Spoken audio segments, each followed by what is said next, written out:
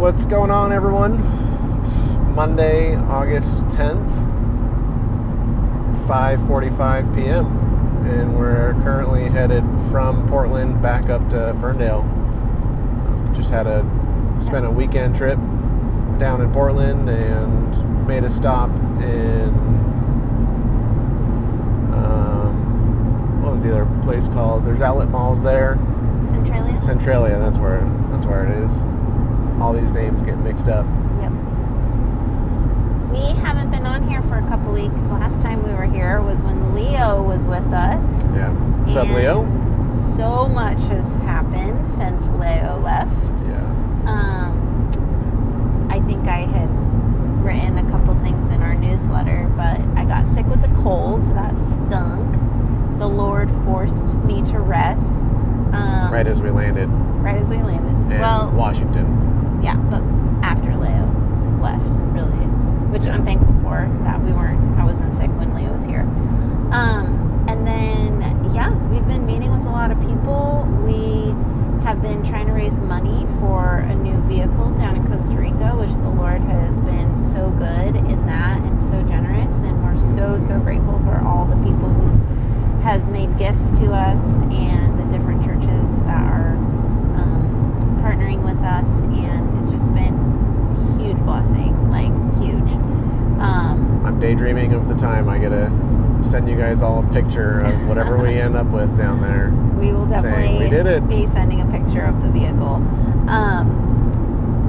But we had a barbecue ministry update that went really well. We had like 56 people. We were super worried about not having a lot of people show up because it's summertime and everyone's busy and, on vacations as they should be, and the weather's nice. And shout out to Evergreen who hosted us. Yes, Natalie and Steve. Thank Boner.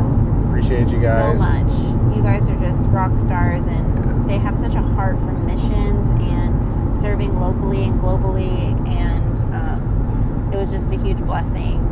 We were able to raise a lot of money for our car, and also gain some new partners, and then we also had a garage sale the following weekend. I was so tired that week, I remember, and I've been having some weird, just random health things that popped up. I got sick with a cold, and then I had to go get my tooth worked on because I needed a crown. And then after it got worked on, after the barbecue, it started bothering me really bad for several days. It hurt to tap on it. It hurt to drink cold things. It hurt to inhale, the air was cold.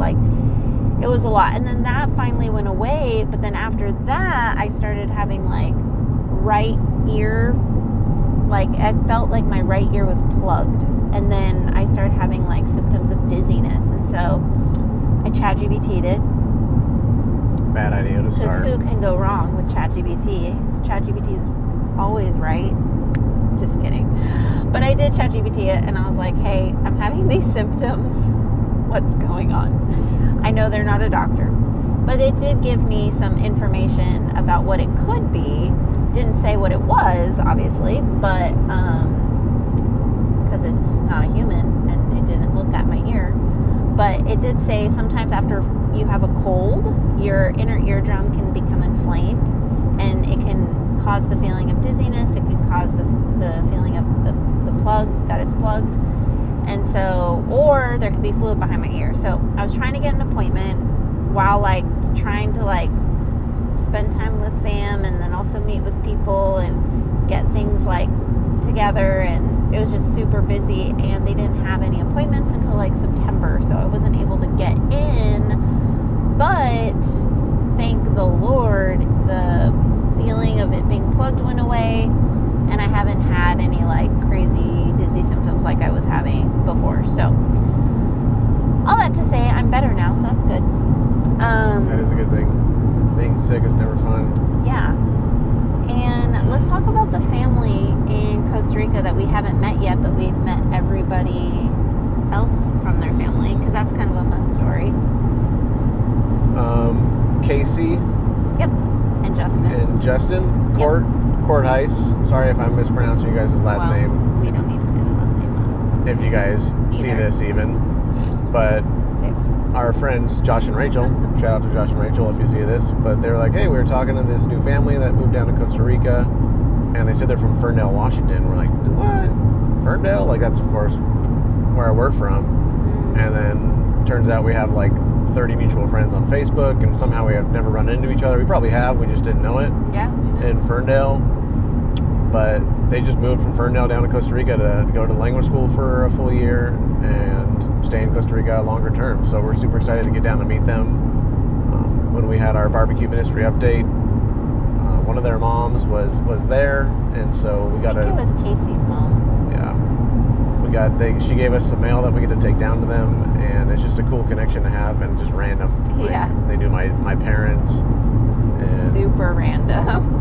You never and then know. the following weekend we had a garage sale, and this lady came, and she knew Casey because apparently her son used to date her, and she was like, oh, I know Casey, I love Casey, and this and that. And it's like, that's hilarious. Like, we're meeting all these people that know Casey and Justin, and we've never even met them yet. So we're super excited to get down to Costa Rica and meet them. Another thing that we were able to participate in before going down to Oregon was the GLS, which is the Global Leadership Summit. It's one of our favorite conferences to go to. Our sending church hosts the GLS every year. They've been doing that for like 20 years, I think, or more. I don't know. 20. But Yeah, this 20 GLS was going to be their last one that they're hosting. Sadly. It's always a fun thing to be a part of. Yes, but we're so grateful that we were able to be here in person for the Global Leadership Summit. Thank you, Cornwall Church, Yes. for getting us tickets. Yes, and our church gave us comp tickets, and we were able to go, and there was so many things that were said at the GLS that were just super inspiring, and just, it was a good, like, pick-me-up boost to be like, okay, let's go back down to Costa Rica. Takeaways from some of the speakers and the conference for you. I think probably the most memorable thing to me was this guy who was a scientist of the brain. I don't remember exactly what he did, but Happiness. yeah, he focused. Oh, the professor. He focuses on happiness. Yeah. And it's just simple stuff that we all know, but hearing him say it just made it stick even more. And he was just saying how since smartphones, basically since like 2008, happiness has declined as more smartphones have got into people's hands. And now we just have the most depression and suicide and all that stuff coinciding with technology. And he was just saying, like, simple things just to improve your mood, to improve your happiness, to like improve productivity is when you get up in the morning, just give it at least an hour before, because we all just pick our phones up in the morning and check whatever we're checking.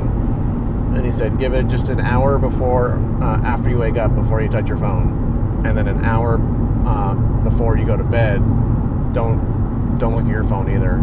It was like tech times. It's like schedule free tech times every single day. And he's like, I guarantee you, if you do that within, I don't remember, it was like a couple of weeks, he's like, you're gonna start noticing a difference. And so I was like, all right, I'm in. So now I'm trying to do that hour before, hour after bed, just not having my phone, because you just lay in bed and like play games. And yeah, right now I'm looking at cars on Facebook because of needing a car in Costa Rica. But yeah, something simple, but that's something I've like always kind of thought about, but he just put it to me new. Yeah, he was really fun to listen to. I liked. Yeah, he was a fun personality. Yeah, he was a good. Seems like he knows what he's talking about. Yeah. One thing that I admire about the GLS is that they believe that we can learn things from believers, business leaders, like people that are CEOs, people that have climbed Mount Everest. That's going to be my takeaway. I was going to notice or mention that too. Yeah.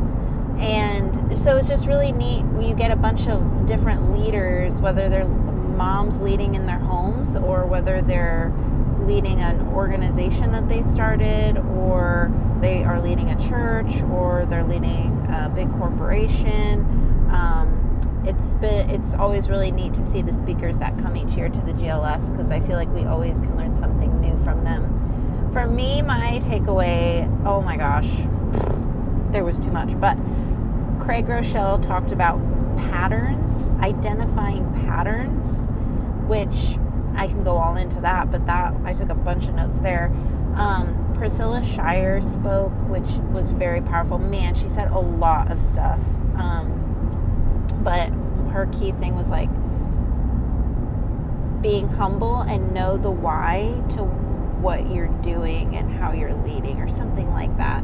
And she kind of shared her own, a little bit of stories there. Biggest takeaway was the tech-free time. So Brian and I have been doing that. I actually bought a alarm clock.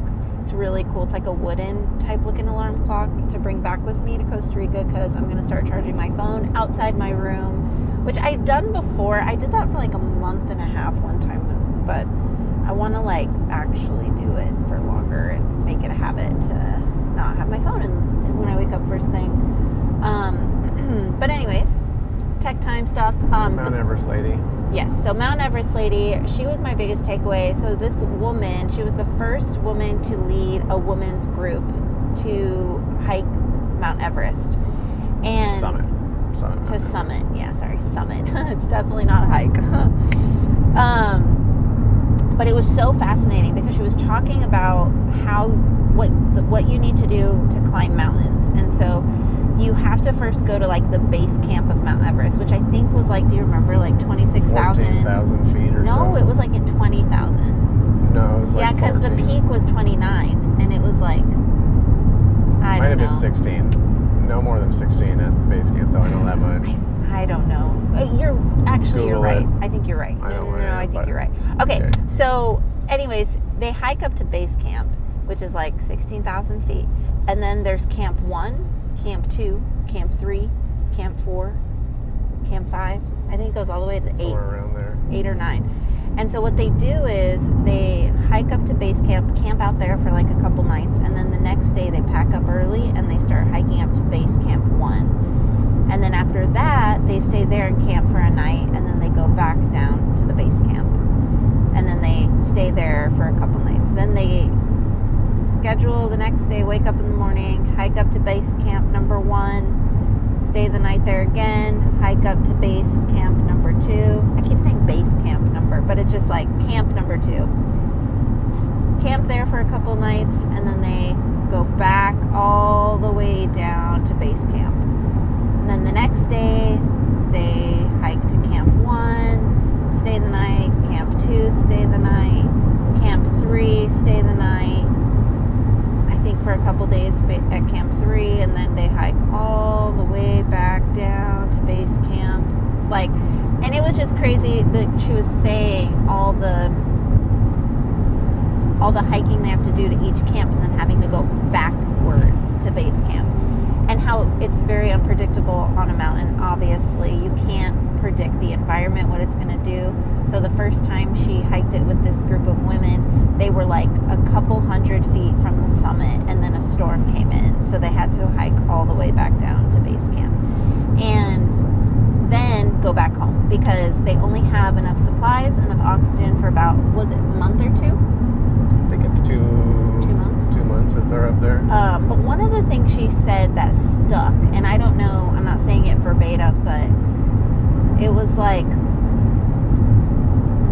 oh gosh, I wish my laptop wasn't dead, because I was wanting to write it out before starting this car rides. But something about how when you feel like you're going backwards, you're still making progress. That going backwards doesn't mean that you're not progressing. And that just really stuck to me, because in 2025, after we graduated language school, we came back up to the States. I felt almost in a way how, like, I don't know, I felt like we've kind of like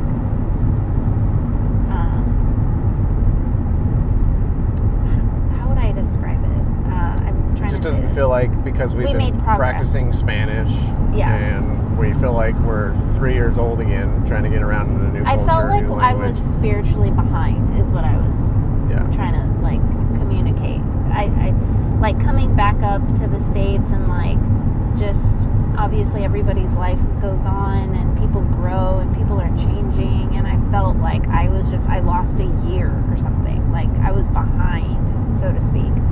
And when she said, when you have to go backwards or you feel like you're going the opposite direction, that doesn't mean you're not making forward progress. Not making forward progress. And so I felt like there was just a lot of relatable leadership nuggets, analogies that correlated to leadership and leading, or just like growth, doing the things God calls you to do. And so she was also just a really fun communicator to listen to. She was really funny.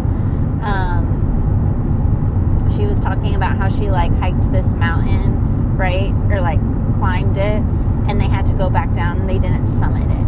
And so she went to this dinner, and this guy was like, oh, like, what do you do? And she's like, oh, I'm a climber, like I climb mountains or whatever. And she was saying how she climbed Mount Everest, and he's like, oh, well, did you Summit? Did he say, did you summit? Or did he say, so you hiked to the top? Oh, no, he's like, oh, so did you make it to the top? And she was like, well, no. And then she like explained the dynamics, and he's like, oh, so you really didn't like climb it then, because it doesn't count because you didn't really get to the top. And she was just like, are you kidding me? And then she asked like, well, what do you do? And he was like, oh, well, I work for JP Morgan or something like that. And then she's like, oh, so you're the CEO of JP Morgan. And he was like, well, not really. He's like, I work for da da da. And then she was like, oh, so you don't really work for JP Morgan because you're not like at the top or something like that. It was so funny.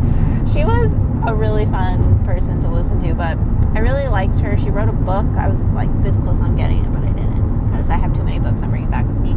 But the GLS was definitely a super, super inspiring time, and we enjoyed that. What else, though? We're at 17 minutes. Oregon. We went to Oregon, Centralia.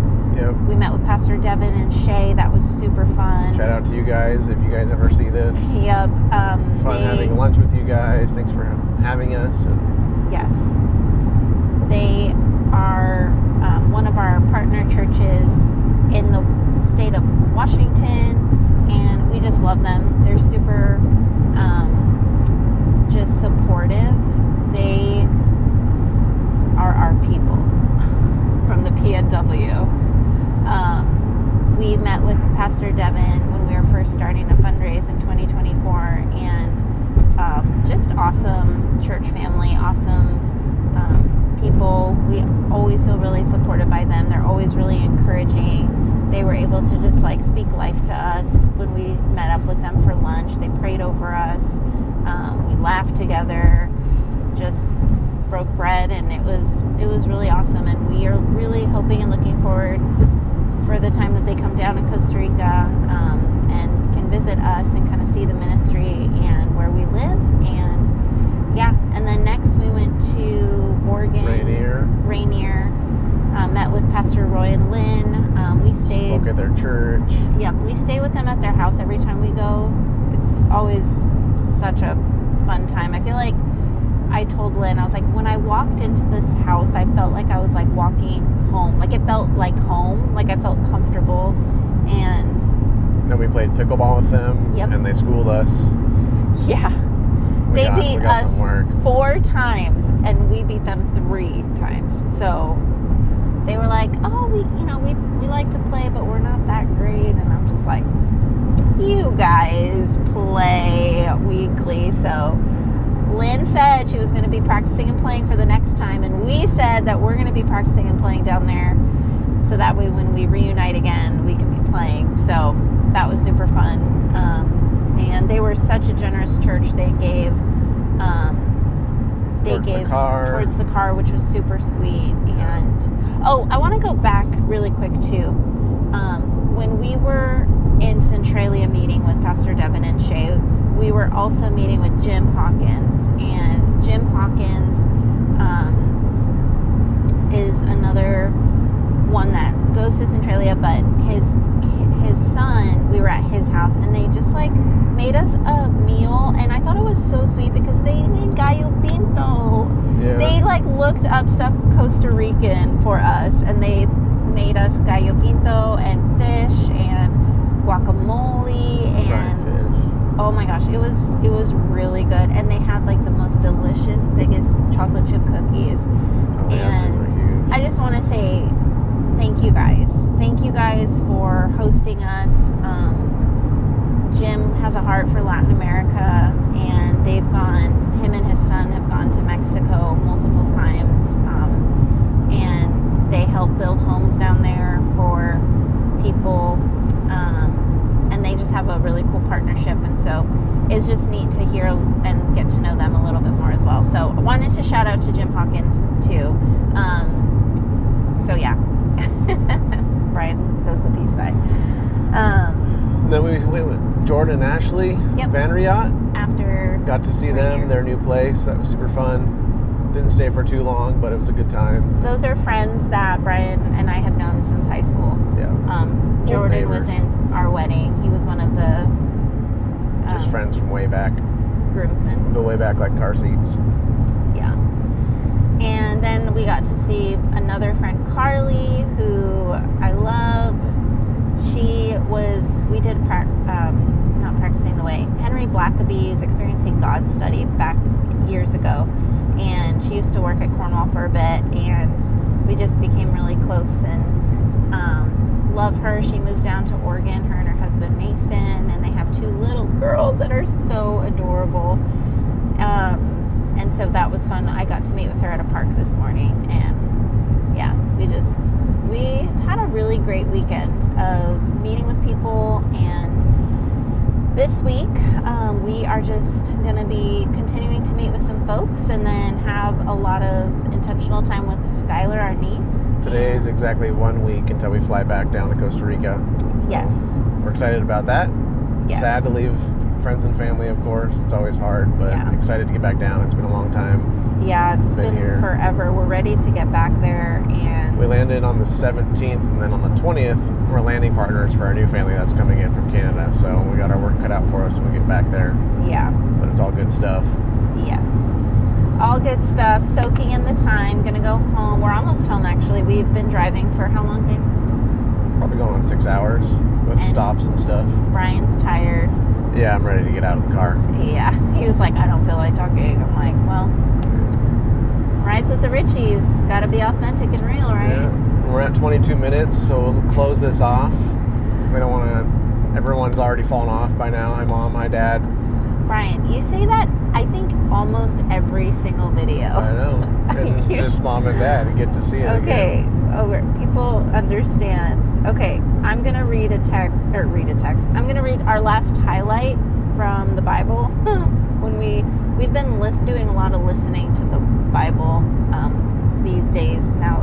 Like, we're so busy, so it's been really nice. Like, I'll get ready and listen to the Bible, and Brian usually gets up faster and earlier than me, and so he's already like done Bible reading, but by the time I'm still getting ready. So anyways, I thought this was a good one.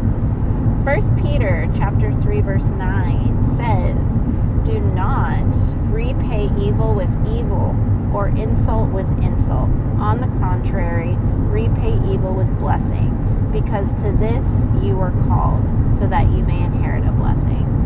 So don't repay evil for evil or insult with insult, but we That's a are tough called to be a blessing to them. It's one Or- of those ones that are Yeah. easier said than done, Yes. but rewarding when you do. Yes.